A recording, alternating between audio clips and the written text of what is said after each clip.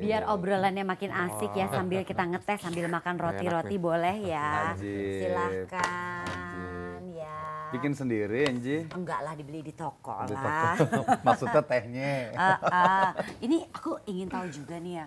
Ini ngomongin soal kecelakaan. Bang Ipul ini kan mohon maaf ya pernah mengalami kecelakaan juga. Betul. Itu waktu itu bagaimana ceritanya ya Bang? Waktu itu aku kebetulan lagi sewa mobil. Terus memang dari Jakarta sih sepertinya ada perasaan nggak enak gitu dari kendaraannya itu sendiri gitu. Jadi pas begitu aku nyampe ke Cimahi sih nggak apa-apa alhamdulillah. Nah memang kejadiannya pada saat kami mau nyambung lagi silaturahmi ke Banten. Oh ke Banten, oke. Ya jadi memang pas di kilometer 96400, nah ban itu pecah. Ban dari mobil yang aku sewa ini gitu. Dan kalau menurut aku ya, biasanya kan pasti mobil itu kalau disewakan itu dalam keadaan fit. Harusnya.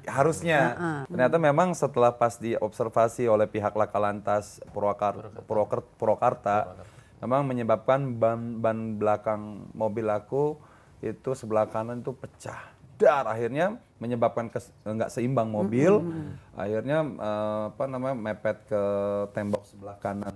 Jadi ada 6 besi, ya almarhumah istri saya terhantam besi itu, gitu, menghantam 6 kali, gitu. Ya kan ada banyak akhirnya, beberapa ya. Ya saya pada saat itu pasrah, saya pikir kami semua akan mati semua gitu, karena pikiran saya adalah tol itu kan rame. Pasti di belakang itu dengan kecepatan yang penuh kan, walaupun memang di situ ada rambu-rambu batas maksimum itu 90 kilo. Nah orang Indonesia mereka kurang memperhatikan itu, dipikir jalan tanpa batas itu ya seenaknya dia kecepatan. Jadi akhirnya aku dengan ada kecelakaan ini nambah ilmu juga gitu. Jadi setiap pinggir jalan itu ada pemberitahuan ternyata sekarang batas maksimum 90 kilo, jangan lebih. Kalau lebih ya siap-siap akan menemui ajal, kata gitu. Itu kalau nggak salah kan lokasi memang tempat terjadinya kecelakaan. Sering Emang rawan ya? Sering dan rawan. Dan kita ketahui bahwa daerah situ adalah kan gunung. Naik turun. Naik ke puncak gunung. Jadi naik turun ya. Nah Mas Faisal, ngomongin lagi nih balik soal asuransi kecelakaan. Ini untuk kita bisa memiliki asuransi kecelakaan, apa saja sih yang dibutuhkan Mas? Jadi sebelumnya mungkin tadi kalau Pak Is tadi bilang mengenai usia produktif kan Pak ya. Usia produktif itu kan banyak yang tadi umur mungkin 18 sampai 40. Nah itu yang justru usia-usia yang penting untuk dilindungin gitu kan. Jadi tadi selain resiko kematian yang lebih parah lagi cacat total. Tapi itu jadi mungkin dia bisa tidak punya resiko kematian, tapi dengan dia cacat itu orang-orang umur yang produktif ini nggak akan punya kemampuan untuk memberikan penghasilan bagi keluarga yang ditinggalkan gitu loh. Nah itu yang pertama. Jadi dan kedua tadi menurut cerita dari Mas Saiful mengenai resiko tadi, kalau kita secara pribadi kita sudah menutupi semua kemungkinan yang akan terjadi, misalnya kita udah nyetir seaman mungkin, segala macam kita pikir, tapi ternyata ada faktor-faktor luar yang mempengaruhi kecelakaan gitu kan. Jadi sebisa mungkin kita udah kontrol, tapi resiko itu akan tetap ada. Jadi itulah akibat itulah jadi asuransi itu tetap diperlukan. Nah aku senang banget ya diundang oleh Manulife untuk persaksian ini. Bukan sebuah rekayasa. Jadi dulu waktu aku belum mengenal yang namanya asuransi, itu kayaknya tabu banget dengar kalimat asuransi. Karena orang berpikir asuransi uang hilang, paling apa sih lu ngedoain orang cepat mati. Ternyata itu salah banget.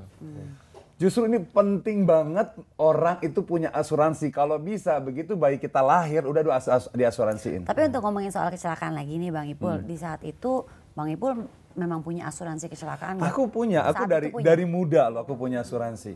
Dari umur 18 tahun, sekarang udah 34 tahun. Alhamdulillah sehat walafiat. Dan asuransi itu kan sifatnya bukan karena melulu mati. Jadi pada saat kita sehat ada jangka waktu 10 tahun kita nggak kenapa-napa, duit kita pun aman.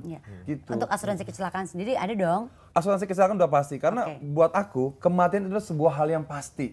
Nah seperti Mas Faisal bilang, bagaimana cara begitu kita mati, kita bukan meninggalkan utang, tapi meninggalkan keberkahan orang-orang yang kita cintai, yang kita tinggalkan itu loh. Sebenarnya arahnya ke situ gitu. Kita ke Pak Istiono lagi nih, Pak Is. kita jadi pengen tahu nih, pasti Mas Faisal juga penasaran nih, Bang Ipul juga penasaran nih. Iya. Sebenarnya apa upaya dari kepolisian untuk menjaga keamanan dan juga keselamatan bagi para pengendara? Ini kita lebih spesifik ngomongin soal kecelakaan lalu lintas ya. Iya. Ini apa nih Pak? Upaya-upaya kita ini antara ada 3 hal.